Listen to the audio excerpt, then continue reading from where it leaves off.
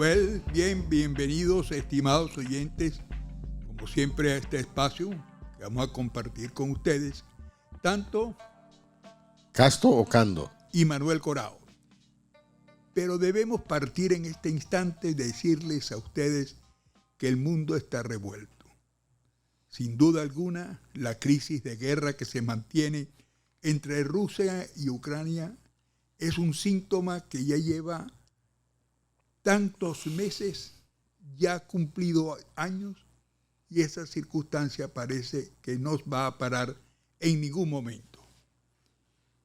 Los aportes de elementos de guerra a la guerra de Ucrania por países principalmente europeos son un significado importante en cuanto a la unión de la Organización del Tratado del Atlántico Norte con mira a lo que está sucediendo en el extremo oriente de Europa. Pero también es una prueba de fuego para países como Inglaterra, que han manifestado su interés de continuar dando el apoyo y el suministro de armas para Ucrania. Y por otra parte, Polonia dice que definitivamente abre las puertas para todos los ucranianos y que su territorio lo consideran ellos como una segunda patria para quienes hoy tienen que salir del conflicto bélico. Pero además de eso, también hemos podido observar la crisis que existe en el sur de los Estados Unidos en cuanto a la gran cantidad de personas que continúan llegando hasta la frontera sur. Y no solamente eso, sino que vemos que a quienes son rechazados por las autoridades norteamericanas y se dirigen hacia México y están conviviendo en ese país, ya han dicho que de México se van y han vuelto a tocar las puertas de Estados Unidos. También vemos que el aumento del precio del dólar en los mercados bursátiles avecina a que va a haber una crisis inflacionaria que va a afectar principalmente a toda la región del sur del continente americano, y esto se ve principalmente con lo que hoy sucede en Argentina. Tenemos varios focos y varias amenazas también, pero habrá que seguir luchando en busca de la paz. Bueno, otros temas que estoy seguro que le va a interesar mucho a la audiencia es todo lo que está pasando en Venezuela sobre estas detenciones que se está produciendo desde el viernes por parte de un régimen que quiere dar la impresión de que tiene una lucha frontal contra la corrupción, y resulta que un estado que ha sido considerado un estado fallido, forajido, corrupto, ahora diciendo que está luchando contra la corrupción, pero lo que se está dando ahí es mucho más complicado, ¿no? y supone una crisis estructural tremenda que está sacudiendo los cimientos de esta revolución fracasada. El otro elemento muy, muy importante Castro, es tú el no tema... ves ahí, tú no ves, más bien es una lucha de poder, de Claro. que ya están hartos de que sea el comunismo el que esté mandando, que manden los castristas, que ahora se vinculen con la circunstancia de los grupos de Rusia, de Irán igualmente, y no ven los que han luchado por la revolución venezolana oportunidades de poder ascender al poder en momento alguno, sobre todo cuando un gobernante, como es el caso del presidente Nicolás Maduro Moros, no ha sido de todo lo exitoso que se esperaba que eso pudiera suceder. Perdón, exitoso, ¿de qué éxito hablas? Todo lo que es esperado, la población venezolana, los grupos económicos, lo que se han planteado con miras a que se pueda reactivar el país, pero todo eso ha fracasado. Y creo que entonces hay personas dentro del gobierno de Nicolás Maduro que se están preparando con la idea de poder sustituirlo o que lo sustituya alguien. Yo creo que hay que comenzar por declarar qué es lo que ha pasado hasta ahora.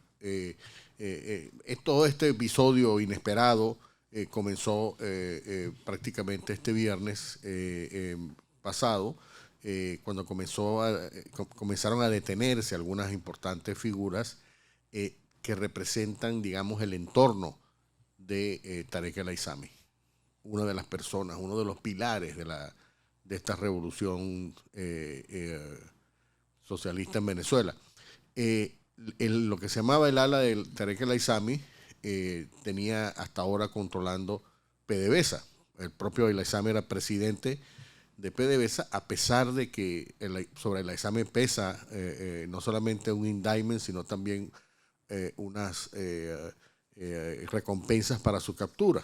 Pero, que Manuel, están vigentes. Sí, están vigentes. Pero la cosa más interesante de todo esto es que las detenciones no solamente han sido de figuras cercanas como Yoselin Ramírez, por ejemplo, un funcionario encargado de la estructura de criptomonedas en Venezuela, ¿no? Que por cierto es una manera tremenda de lavar activos en diferentes partes del mundo, sino también se ha producido la detención de militares, ¿no? De mediana graduación, no ha habido generales, pero sí gente que ha tenido poder. En Venezuela no necesariamente un general es el que manda, a veces el que manda es un teniente coronel.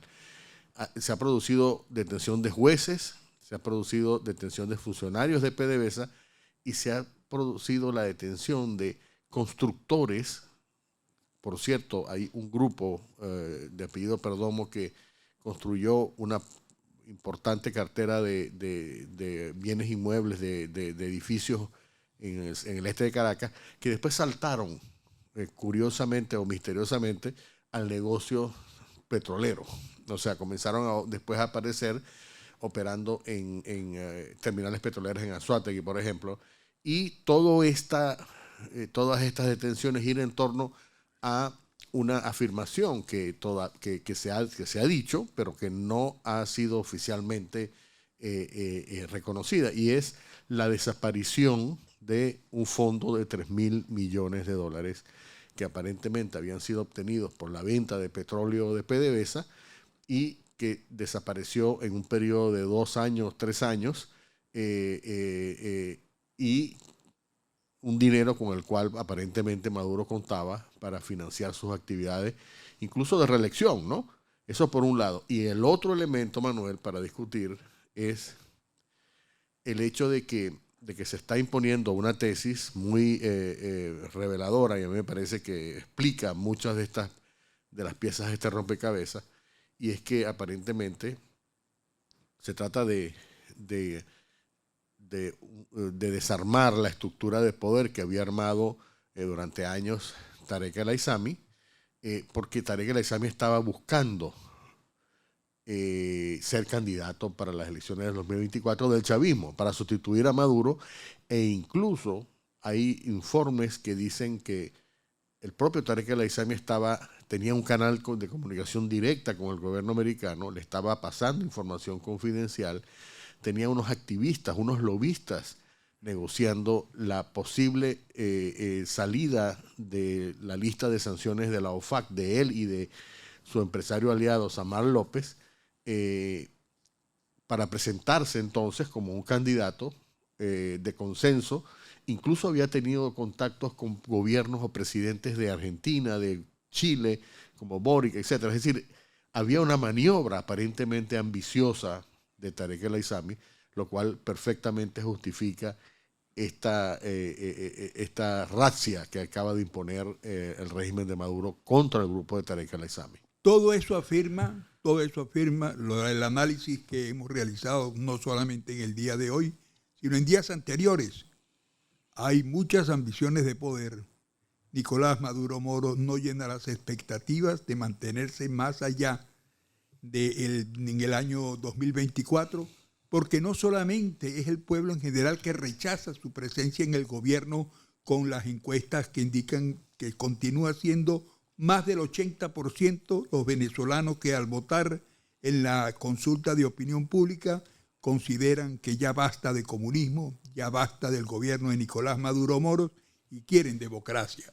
Eso se refleja ahora en estas circunstancias, sobre todo cuando ha salido al aspecto político en Venezuela ya definitivamente María Corina Machado para decir que ella ya se lanzó con su gira por el estado Mérida a ratificar que aspira a ser candidata a la próxima contienda electoral del año 2024. Y en cuanto a las primarias, no rechaza esa circunstancia porque dice que también hay una forma de poder ir contra lo que desea ella lograr, que es la salida de Nicolás Maduro Moros y el comunismo en Venezuela y el retorno de la democracia. Esto es el aspecto más importante.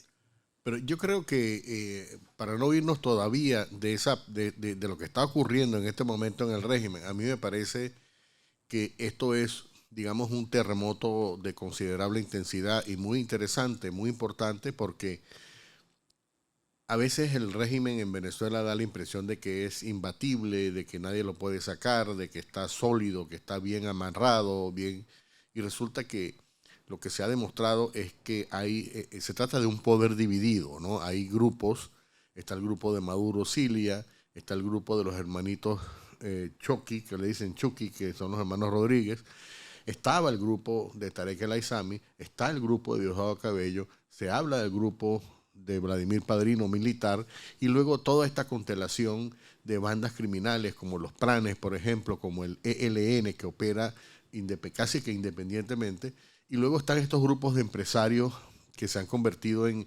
carroñeros, ¿no? Porque una de las acusaciones, por cierto, contra los empresarios de Tarek El Aissami que han sido detenidos, era que su trabajo consistía en desarmar refinerías o instalaciones petroleras que no estaban en operación para venderlas como chatarra. Imagínate tú, ¿no? Eso por un lado. Pero la otra cosa es que esto se trata que la famosa revolución es un saco de gatos, digamos, donde hay 4 o 5 grupos enfrentados, peleando a cuchillo, ¿no? Aparentemente Tarek El Aissami ha dicho en forma privada o ha comunicado que lo que él puede hacer en contra de sus enemigos puede ser devastador. O sea, hay una pelea aquí, este señor puede manejar información que puede dejar por el suelo a esta persona, puede provocar un cambio, no sé de qué manera, pero ha habido amenazas en ese sentido, y lo que se revela aquí, lo que se desnuda, digamos, después de esta pelea, es que se trata de un poder en el cual nadie tiene la capacidad para imponerse decisivamente, porque por otro lado, esta ofensiva contra Tarek El Aissami tiene el apoyo de Diosdado Cabello por un lado y del grupo de los militares, de ciertos militares, y del grupo de Jorge Rodríguez y Delcy Rodríguez, que se aliaron con el grupo de Maduro, y son estos 3 grupos, pero aquí sale, por ejemplo, intocado Diosdado Cabello. Diosdado Cabello es otro corrupto que mantiene operaciones corruptas, lo ha hecho durante los últimos 10 años, pero no lo toca a nadie, ¿no? Hay que tomar en cuenta, Castro, también el narcotráfico. ¿Con quién está ese grupo? ¿Quién está con el narcotráfico? ¿Cómo se mueven? Porque definitivamente están imperando en el territorio venezolano y no ha pasado absolutamente nada. Siguen siendo manejadores de las vías de transporte de la marihuana, de la cocaína, durante años, y se pelean unos y otros, pero parecen que los narcotraficantes no tienen nada que ver porque tienen un acuerdo muy fuerte. En el caso por supuesto, las operaciones de narcotráfico continúan. Y continúan porque el régimen ha permitido, y esto es una de las cosas terribles, ¿no? Ha permitido la actividad, la presencia, la operatividad de carteles como Sinaloa, por ejemplo, en Venezuela, operando pistas, operando operaciones de traslado de grandes cantidades de cocaína.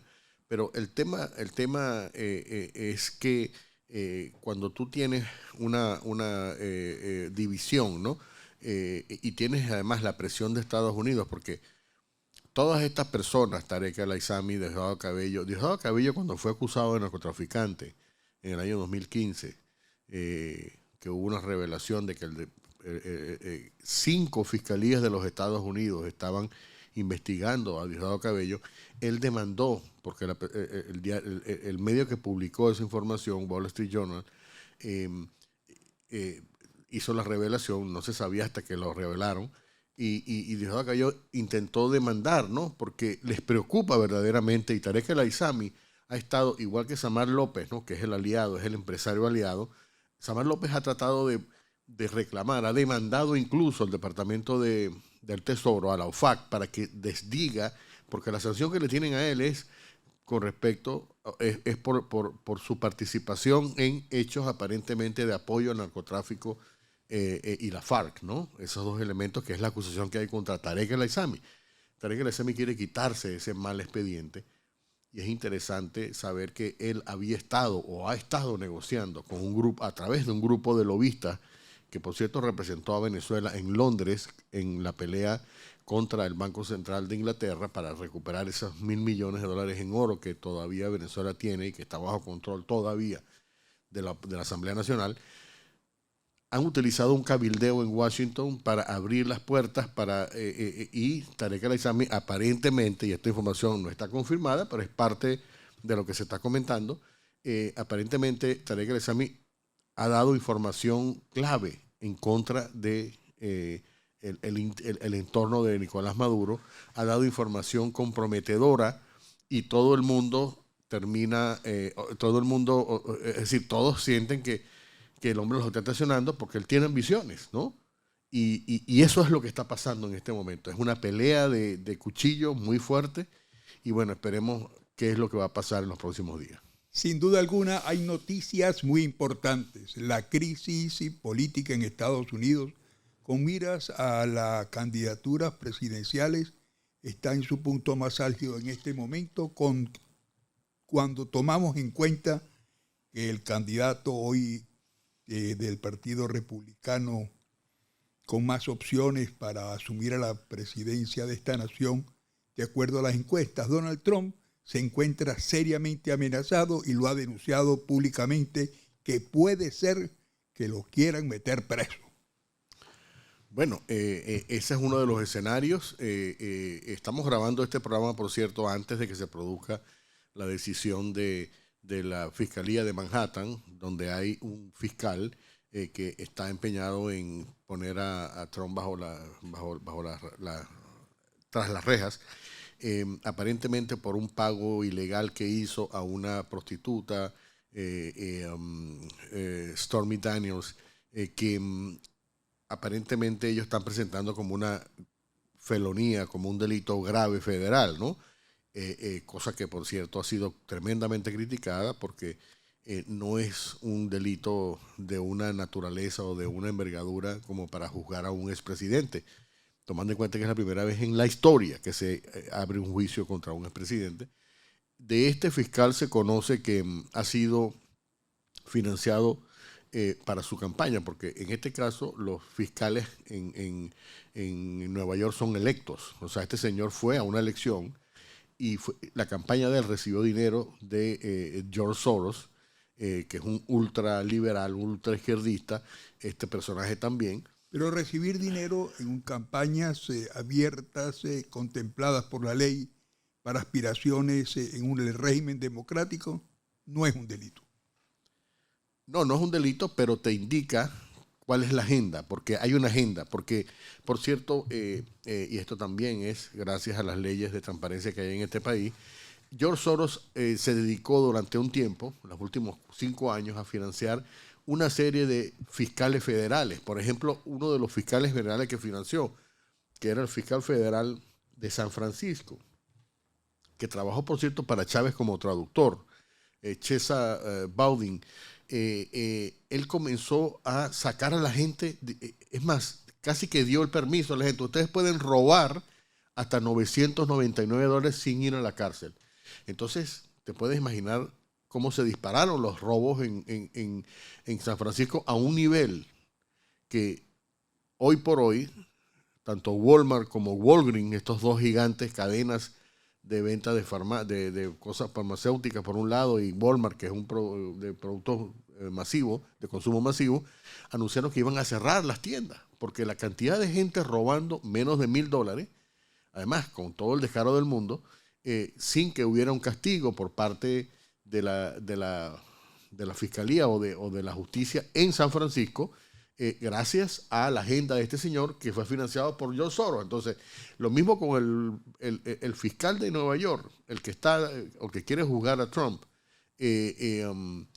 También, él permitió, no permitió 999, permitió $499. O sea, tú puedes robar impunemente en cualquier tienda, entrar en un restaurante y no pagar hasta $500, 499, sin que te pase nada, sin que ni siquiera seas detenido para observación y nada, ¿no?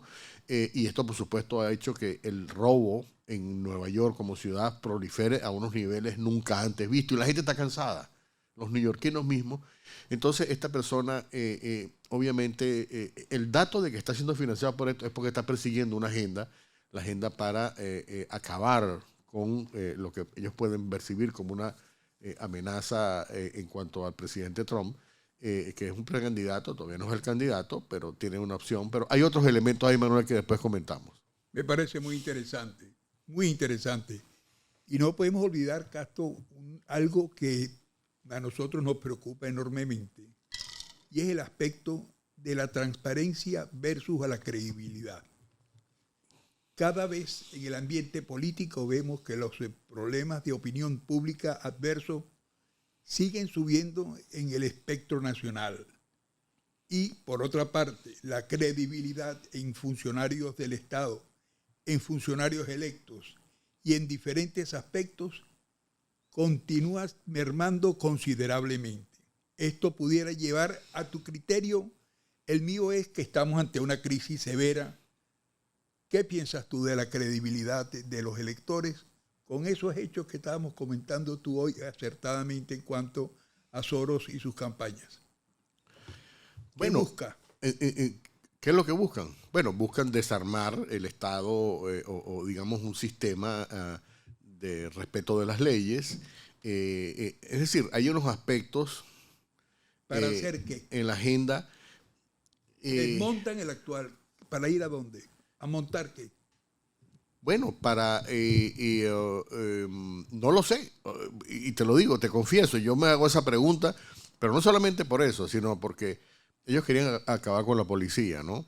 Ellos querían, es decir, yo creo que es tratar de provocar un shock, porque esto no solamente es a nivel de la justicia, a nivel de todo el tema de que ellos llaman de la justicia social, ¿no? De la narrativa que ellos quieren imponer en la cual Estados Unidos es un país donde el racismo es sistémico, es estructural, cosa que no es verdad, ¿no? Pero ellos quieren hacerlo. En los estados más radicales como California, por ejemplo, están tratando de proponer ahorita, por ejemplo, en el área de San Francisco, ¿no? Hablando que es la ciudad más a la izquierda en todos los Estados Unidos. Ellos están proponiendo una compensación a todos los habitantes de San Francisco de descendencia negra para compensarlos por el hecho de que ellos fueron descendientes de esclavos. Entonces la propuesta es pagarles a cada uno de los negros residentes, de los africanos americanos en San Francisco, $5 millones, lo cual representaría una suma que representa 15 veces el presupuesto de la ciudad. No han dicho ni siquiera cómo es que van a cubrir aquello, ¿no? Pero además de eso hay una agenda para establecer un tipo de educación que rompa con la familia tradicional, una educación en la cual los temas de homosexualidad, transgénero, sean parte cotidiana de la conversación desde el preescolar, ¿no? Al gobernador de la Florida se le acusó de estar censurando la educación cuando propuso que no se podía hablar de temas sexuales sino a partir del 3er grado, ¿no? Y ellos inmediatamente armaron un escándalo. A mí me parece que debería ser todavía más tarde, ¿no? Es decir, hay un esfuerzo por lo cual, o sea, hay un esfuerzo por socavar con los valores fundamentales de la sociedad hasta ahora. El tema de la familia, el tema del respeto a los padres, el tema de que la participación de los padres en la en la educación de los hijos. Claro, la educación de los hijos. Luego el tema de que no todas las... Por ejemplo, ahorita hay un tema, y hay un tema muy interesante, porque el gobernador de la Florida, Ron DeSantis, es una figura importante. Hasta ahora hay un bloque de 20 estados en los Estados Unidos que se oponen a una tendencia que se llama... o sea, que todas las empresas deben comportarse también como partidos liberales, ¿no? O sea, y se habla, por ejemplo, de que las empresas deben financiar o dejar de financiar aquellas organizaciones, aquellas iniciativas que no representen estos valores nuevos que se están queriendo imponer, ¿no? Entonces hay una lucha en contra que está liderando Ron DeSantis junto con otros 19 gobernadores, hay 20 en total, donde no se está permitiendo que las empresas decidan cuál es la conversación o cuál es, como en el caso, por ejemplo, del caso de Disney, ¿no? Que quería imponer entonces ellos dijeron, bueno, nuestra respuesta va a ser, entonces tú no tienes los privilegios que tenías hasta ahora, ¿no? Si tú entras en esa nueva narrativa para promover una narrativa. O sea, han intervenido en política abiertamente.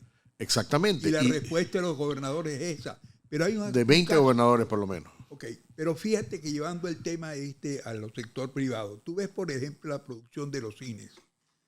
Tú ves películas, los ves en las televisiones, vas a algunos distribuidores de películas, y tú ves que el tema, el morbo con que te tratan las relaciones afectivas dentro de personas de un mismo sexo, es realmente, o sea, innecesariamente indebido. O sea, tú puedes tener, una persona puede ser homosexual, una persona puede tener, según la ley, el derecho a amar a otras personas del mismo sexo, pero lo que no puedes hacer lujo demasiado desgarrador para el televidente, para el que está viendo el cine, que te muestran aquello con un lujo así como de venganza.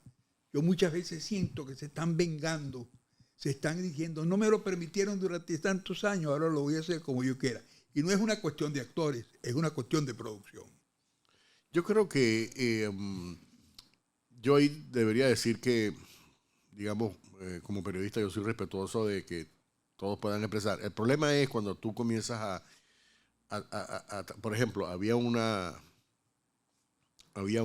programa en Netflix que se transmitía primero en Francia, ¿no? Luego lo comenzaron a transmitir aquí en inglés y hubo una protesta tremenda que terminó prohibido, que era básicamente un show en el cual estaba centrado en un programa de reinas de belleza pequeñas, niñas, ¿no? Niñas, sí. Y cómo, o sea, pero era un programa grotesco en el sentido de que el programa mostraba una hipersexualización de unas niñas de 5 años que apenas están teniendo conciencia de los juguetes, ¿no?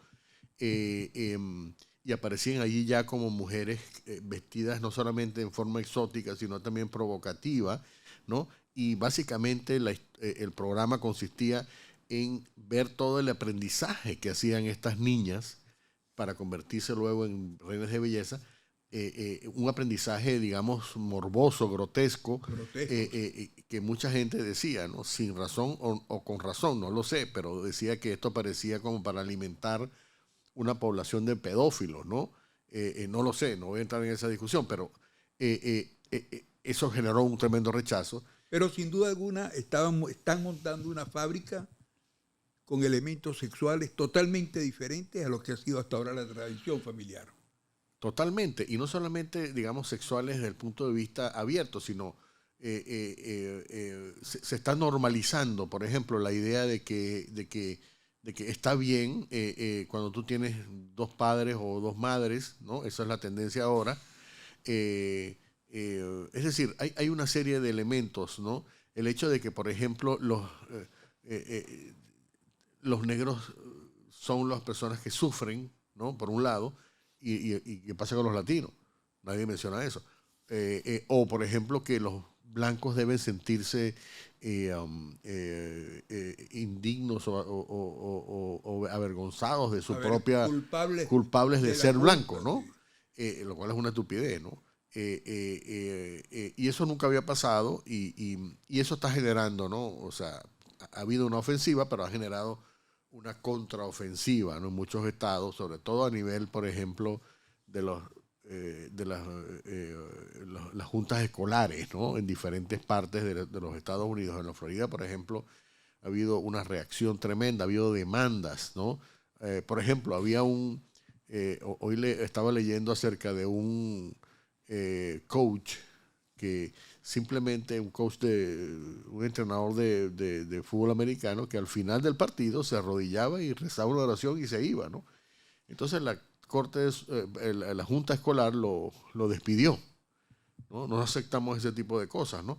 Entonces este hombre, y lo votaron, lo despidieron como coach, y entonces este hombre demandó y fue a todas las instancias hasta la Corte Suprema, y la Corte Suprema estuvo a favor del señor, del coach, y le dijo, él tiene derecho a expresar, ustedes no les pueden restringir. Entonces llegó a un arreglo con la Junta Escolar, que lo votó, para que le pagara $2 millones en daños y que los reenganchara otra vez antes de marzo, o sea, antes que termine este mes. Ese señor tiene que estar otra vez trabajando y de hecho va a estar trabajando en la temporada de fútbol americano de esa Junta. O sea, lo que te quiero decir es que ha habido una reacción, está habiendo una cantidad de casos en todos los Estados Unidos. Y nada de extrañar, Castro, que veamos a ese coach dirigiendo grupos, equipos grandes del fútbol americano. Seguramente, ¿no? Seguramente, pero nada, es una pelea cultural. Yo creo que hay, y todo esto, por cierto, ¿no? Todas estas ideas que aquí se conoce con la palabra woke, que es básicamente gentes de extrema libertad, son personas que tienen las mismas ideas de muchos chavistas en Venezuela, es decir, son personas de extrema izquierda, ¿no? Y esto es una de las cosas que también está pasando en nuestros países, ¿no? O sea, tú ves, por ejemplo, muchas de estas tendencias en Colombia, en Chile, en Brasil, en Venezuela, ¿no? Es decir, que esto forma parte de una agenda global, ¿no? Y tú me preguntabas, ok, ¿es legal que George Soros le haya dado dinero a Alvin Bragg, que es el alcalde? No, el alcalde no, el fiscal que está persiguiendo a Trump en Manhattan?